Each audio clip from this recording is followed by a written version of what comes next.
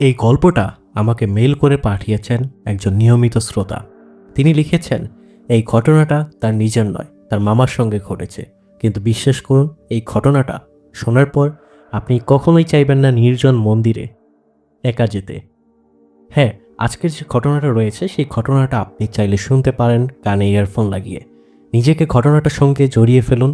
আমি শাহরিয়ার রাফি আছি আপনাদের সঙ্গে পুরোটা সময় জুড়ে, এবং আজ শুনতে যাচ্ছেন অভিশপ্ত মন্দিরের প্রেত। চলছে আজকে আমাদের ২৬তম পর্ব। আর দেরি না করে চলুন চলে যাই আমাদের আজকের ঘটনাটিতে।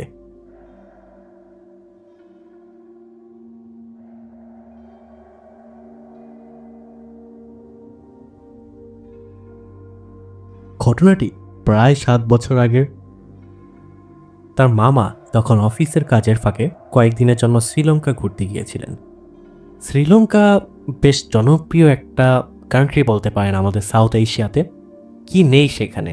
সব কিছুই আছে, পাহাড়, সবুজ বন, আর পুরনো ঐতিহাসিক যে স্থাপনা সেগুলোর জন্য তো বিখ্যাত বটেই। ক্যান্ডির কাছাকাছি একটি পাহাড়ি গ্রামে গিয়ে স্থানীয় কয়েকজন গাইডের সাহায্য নেন তার মামা। ও, বলেই গিয়েছি, যিনি ঘটনাটা পাঠিয়েছেন ওনার নাম কিন্তু শিহাব। তো আমি এতক্ষণ ধরে যে তার মামা বলছি, আপনারা কিন্তু কিছু মনে করবেন না, এবং শিহাব যিনি ঘটনাটা পাঠিয়েছেন আপনিও কিছু মনে করবেন না। তো শিহাব তার মামার কাছ থেকে একদিন এই ঘটনাটা শোনার জন্য বায়না ধরে। আসলে আমাদের মানুষের স্বভাবটাই এরকম। আমরা যেই বিষয় নিয়ে ইন্টারেস্টেড, যেই বিষয়গুলো আমাদের পছন্দের তালিকায় সবসময় থাকে, সেই বিষয়গুলো নিয়ে আমরা ঘটনা শুনতেই পছন্দ করি। তো শিহাব যিনি আমাদের চ্যানেলে নিয়মিত একজন শ্রোতা, তিনি আমার চ্যানেলের পাশাপাশি অন্যান্য চ্যানেলেও প্রায় সময় ঘটনা পাঠিয়ে থাকেন। তো এইভাবেই একদিন দুপুরবেলা দাওয়াতে আসে শিহাবের বাসায় তার মামা।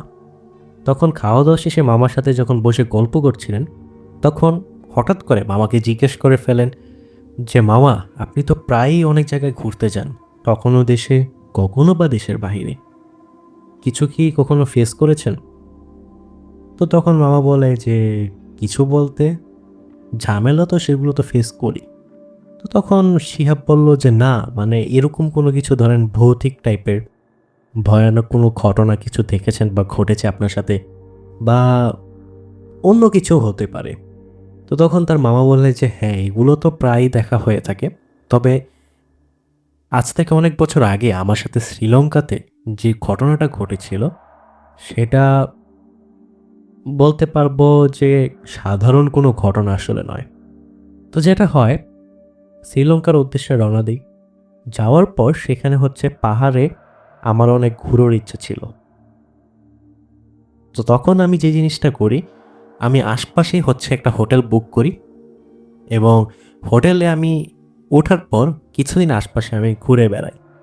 ঘুরে বেড়ানোর পর হঠাৎ করে আমার ক্যান্ডি এরিয়াতে যেতে অনেক বেশি ইচ্ছে হয়, কারণ আমি শুনেছিলাম আমার এক কলিগের কাছ থেকে যে সেখানে নাকি বেশ সুন্দর কিছু পাহাড় এবং পুরনো অনেক স্থাপনা রয়েছে।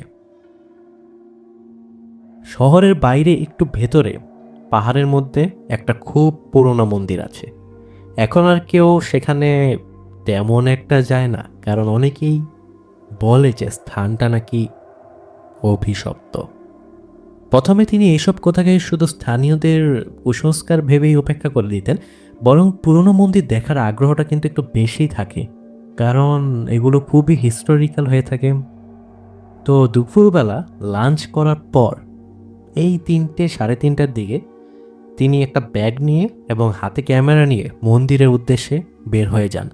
শুধুমাত্র যে মন্দিরটাই দেখার উদ্দেশ্য এরকমটা কিন্তু নয়, আশপাশের যে ভিউ, অনেকেই বলেছেন, অর্থাৎ অনেকেই বলতে তার কলিগ, মামার কলিগ বলেছেন যে সেখানে নাকি বিকেলে যে সূর্যাস্তটা যায় সন্ধ্যার দিকে, সেই দৃশ্যটা নাকি খুবই মনোরম। এটা সহজে অন্য কোথাও এই ফিলটা পাওয়া যায় না। পাহাড়ের ওপর থেকে সূর্য ডোবার যে দৃশ্যটা, রাস্তা সরু, দুই পাশে ঘন জঙ্গল, চারপাশে নীরবতা যা কখনো কখনো একটু মনের মধ্যে ভয়ের নাড়া দেয়। পাখির ডাকও যেন শূন্যে হারিয়ে গিয়েছে। ধীরে ধীরে তিনি পাহাড়ের ভেতরে এগোতে থাকেন। গাইড তাকে নির্দিষ্ট জায়গা পর্যন্ত নিয়ে আসার পর আর এগোতে চাচ্ছে না। তখন তার মামা বললেন যে, কি ব্যাপার, আপনি আমাদের সাথে যেতে চাচ্ছেন না কেন? তো তখন গাইড আসলে একটু ইতস্ত বোধ করেন এবং বলেন যে আহ, এদিকের পরিবেশটা তো স্যার ভালো না, না গেলেই মনে হয় আপনার জন্য ভালো হয়। তখন মামা বলেন যে কেন, আমি এখানে ঘুরতে এসেছি, আমি যদি নাই দেখি তাহলে কিভাবে হয়? তো তখন গাইড অনেক জোরাজোরি করে বলেন যে স্যার আপনি যান, সমস্যা নেই, আমরা এখানেই আছি, আপনার যদি কোনো প্রবলেম হয় তাহলে আপনি অবশ্যই আমাদের সাথে কন্ট্যাক্ট করার চেষ্টা করবেন, বাট আমরা আসলে যেতে চাচ্ছি না। তো শিহাবের মামা তিনিও ছিলেন নাছোড়বান্দা, তো তিনি সন্ধ্যার আগে বের হয়ে আসবেন এরকমটাই বলেন। অন্য সময় এখানে থাকাও নাকি বিপজ্জনক। মন্দিরটা পাহাড়ের ঢালুতে তৈরি, বাইরে থেকে দেখলে মনে হয় ভেঙে গেছে, কেউ বসবাসও করতে চায় না এখানে। ভেতরে ঢুকতেই হঠাৎ তাপমাত্রা কমে যায়, রোদের তাপ বাইরে থাকলেও মন্দিরের ভেতর এক অদ্ভুত রকমের ঠান্ডা, যেন হাজার হাজার বছর ধরে এই মন্দিরের ভেতরে কেউ প্রবেশ করেনি। দেয়ালগুলোতে শ্যাওলা জমেছে, পুরনো খোদাই করা কিছু অংশ এখনও অনেকটা স্পষ্ট। তো তিনি ছবি তুলতে শুরু করলেন। প্রথম কয়েক মিনিট ঠিকই ওনার কাছে মনে হলো। এরপর তিনি যেটা করলেন, একটু বের হলেন এবং বের হওয়ার পর আশপাশের যে সূর্য ডোবার যে দৃশ্যটা, সেটা তিনি আস্তে আস্তে একটু উপভোগ করতে শুরু করলেন এবং তিনি কিছু ছবিও তুলতে লাগলেন। তো যাওয়ার আগে তিনি ভাবলেন যে সন্ধ্যার সময় আরেকটু দেখে যাই। তো তিনি কেন যেন আবারও ভেতরে প্রবেশ করলেন এবং আশপাশটা একটু দেখতে শুরু করলেন। তখনও পুরোপুরি সন্ধ্যা হয়নি, সন্ধ্যার আলো মোটামুটি আছে এবং আশপাশটা দেখা যাচ্ছে। হঠাৎ করে তিনি যখন আশপাশটা পর্যবেক্ষণ করছিলেন, পেছনে তাকিয়ে দেখেন যে পেছনে কোনো মানুষের অস্তিত্বই নেই, অর্থাৎ যে কয়েকজন দর্শনার্থী ছিলেন তারা মোটামুটি সবাই সেই জায়গা ত্যাগ করে অন্য জায়গায় চলে গিয়েছে।